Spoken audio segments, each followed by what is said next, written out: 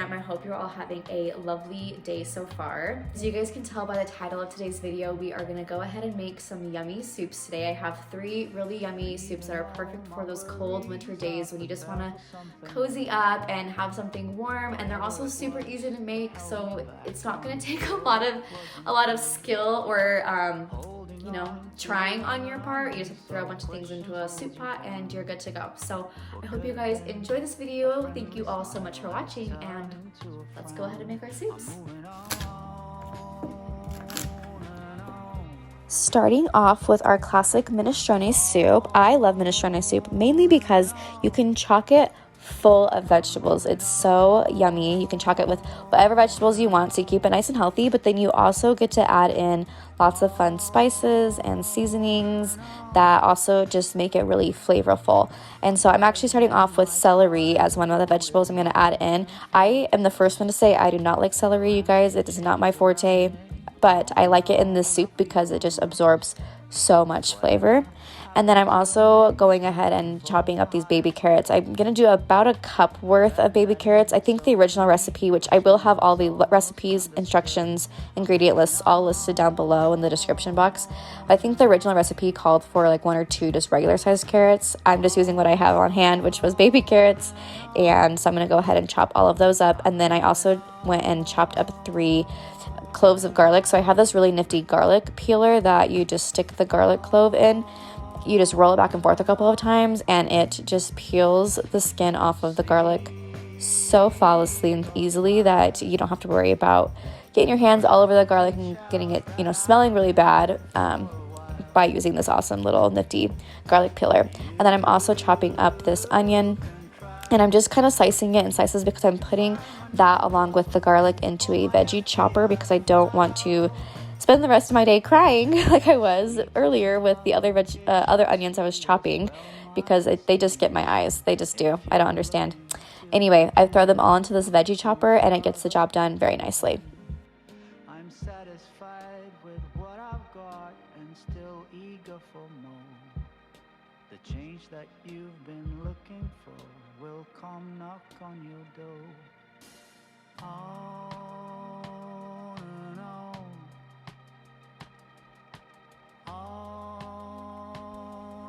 And you can see that there are some bigger chunks of onion in there, so if you want to go and cut those up afterwards, you can. I don't mind having a little bit of a longer piece of onion. Next, I'm going to head over to my stove and heat up on like lowish, medium-ish heat some olive oil, and then I'm also going to add in about a tablespoon or so of this dairy-free butter that I have. This is basically olive oil as well, so I don't really know. Maybe I shouldn't have put this in there, but I don't like to eat dairy, so I just used this instead and it was totally fine. And then I threw in my garlic and my onion choppings that I had from earlier and just start to kind of saute those a little bit, get them nice and translucent, really fragrant. And then I also added in my carrots and celery at the same time and kind of just mixed those around and got them cooking so that way they could get really soft.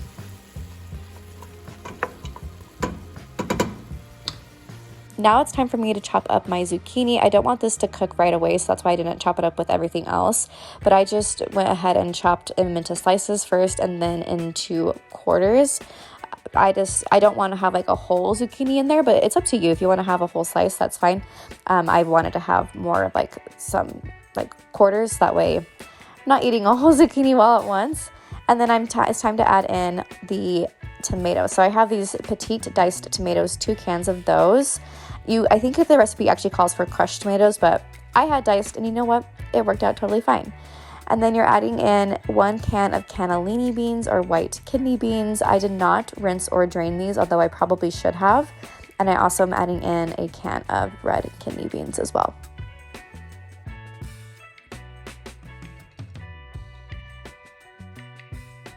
Now I'm adding in some vegetable broth. You need about 4 cups of vegetable broth. And one of these little like cartons is actually 4 cups. I was a little low, so I used 2 cartons so that way I could get everything in there. And then after you add your broth, you can finally add in your zucchini. And I'm also adding in about a tablespoon or so of zesty Italian seasoning. I really like this brand. I think it tastes really good. And then you can add in some salt and pepper here if you want. But I'm just going to go ahead and stir that all together and let that sit and boil for, I don't know, about 20 minutes.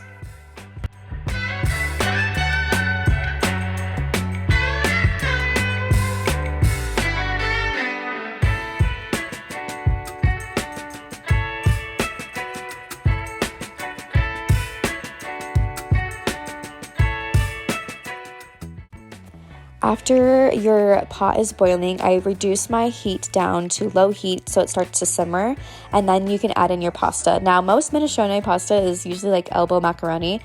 Again, I'm just using what I have, and I just had this classic penne protein pasta, and I like penne, so it's fine. So I just added that in, and then I put a lid over my pot and allowed it to simmer. I only put about halfway on, but I allowed it to simmer again for about 15 minutes or until your pasta is fully cooked, and then you are good to go. This lovely minestrone soup is delicious. Okay, it's time to try my soup. It's finally cooled down a little bit, although there's still a little bit of steam coming off of it, but hopefully it won't burn our mouths.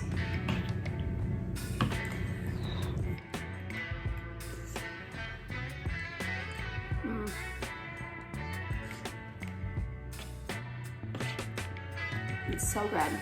It's so good. If you have like a piece of bread or a roll even, or like a breadstick or something to go with this, it would pair perfectly, but oh my goodness, this is delicious. Perfect for a cold winter day.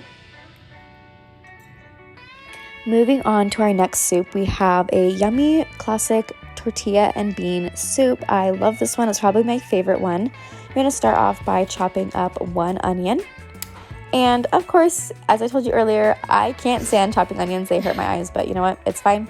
And then I'm adding in about a tablespoon or so of avocado oil, and then adding in my onion. And then I'm also going to quickly mince up a couple cloves of garlic as well and add that to the pot.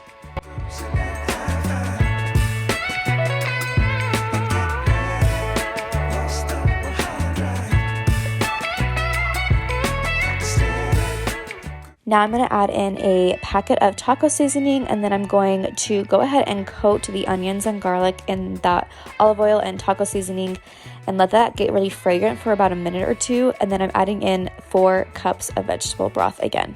And then I'm also going to add in some green chilies with the juice. You don't want to drain them, just dump the whole can in there. And you're going to let it just stir and sit for like 5 to 10-ish minutes. And then you're going to add in your beans. So we have, again, black beans. We have 2 cans of black beans. We have garbanzo beans as well, or chickpeas, and then a can of kidney beans, and then another can of diced tomatoes. You're going to go ahead and just stir that around, and then you're going to let it cook for about 30 minutes or so.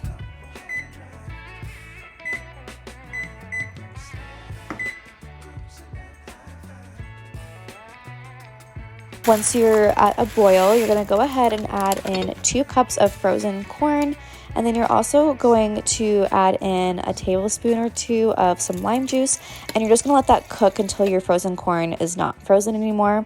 And then it's time to serve your soup. So I like to add on a couple different toppings. I like to add in some tortilla strips and some Fritos like scoop chips. I'm pretty plain, but you can add in like avocado, you can add sour cream, lettuce, cilantro, cheese, tomatoes, whatever you want. I'm extremely plain today, so I just added in this, and voila, you got your yummy taco soup. And if you couldn't tell by my reaction, this one's my favorite. I love it so much. I eat it every day. Well, I would eat it every day if I could. I don't eat it every day. Anyway, moving on. Moving on to the final soup, we have a potato soup. This one also calls for celery. I don't know why all these soups call for celery, but you literally cannot taste it, so don't worry about that. I have 3 stalks of celery going into this one. And then I also have some baby carrots again, just about a cup worth of baby carrots. And you'll want to slice these pretty fine unless you like having a little bit of a chunkier potato soup, sorry. And then I'm also going to slice up and dice some onions. I'm going to add all of those to a soup pot with some olive oil in there as well, and let that just get really nice and fragrant. And you want your onions to get translucent.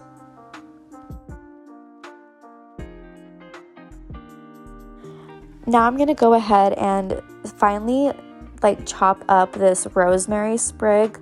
This recipe does call for some fresh like herbs, which if you don't have them, it's okay. But I did have fresh rosemary, so I was able to chop that up. I didn't have fresh thyme, however, so I just poured some seasoning of that in, some spice of that in, and then added in about a tablespoon of garlic because I didn't want to mince any more up. So I just used some pre-minced garlic, let that sit and get really fragrant, and then you're going to add in 2 tablespoons of flour, which I know sounds a little weird, but it's going to help keep your soup a little bit thicker. And you're going to kind of just stir that all together so the flour kind of coats everything. And then you're going to add in about 2-ish cups of vegetable broth first. And you're going to want to mix that all together so that the flour is not clumpy on any of the vegetables, or it's not clumping up just in the soup. So just mix it all together. And then once it's all nice and mixed, you can go ahead and pour in the rest of the vegetable broth, and you're going to let that sit. Oh, you're also going to add in like a bay leaf as well, and then you're going to let that sit and simmer slash heat up slash boil for, I don't know, 15-20 minutes. And then while that is boiling, I went ahead and chopped up my potatoes. Now I am going to use an immersion blender later to get my soup really smooth because I want a little bit of a smoother soup. So I cut these pretty small, but if you want chunkier pieces, that's totally fine. It's up to you, but I kind of just cut them in. I kind of just diced them all up.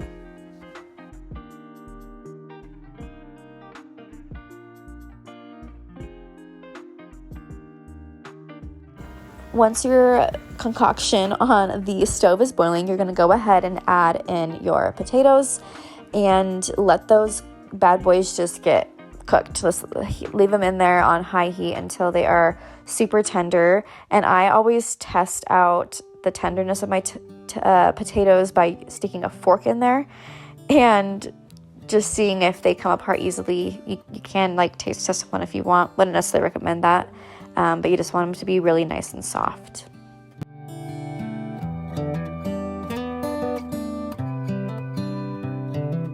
This is as good a day as any to start the rebuilding of life. Now, once they're really soft, you're going to go ahead and add in your cream or half and half or coconut milk.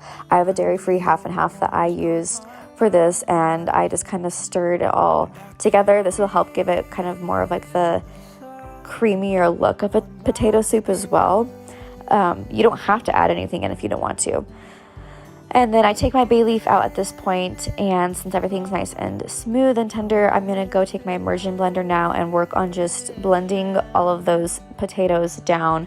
I leave some chunks in there, but I really like having a really nice smooth potato soup, so it's really up to you what you want to do. You can pour it into a blender if you want and blend up half of it and pour the rest back in, or you can leave it just as it is.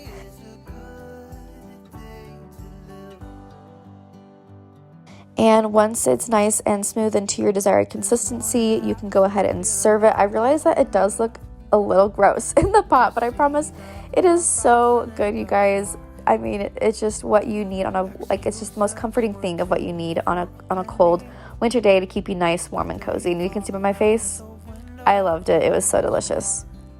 And when I feel the wind on my face, all that ever was. Okay, you guys, that is it for today's video. I hope you enjoyed this and that you guys found some inspiration for your soups as well. And if you guys make any of them, please let me know in the comments below. I'd love to hear from you. And yeah, anyway, thank you all so much for watching, and I will see you all in the next video. Bye.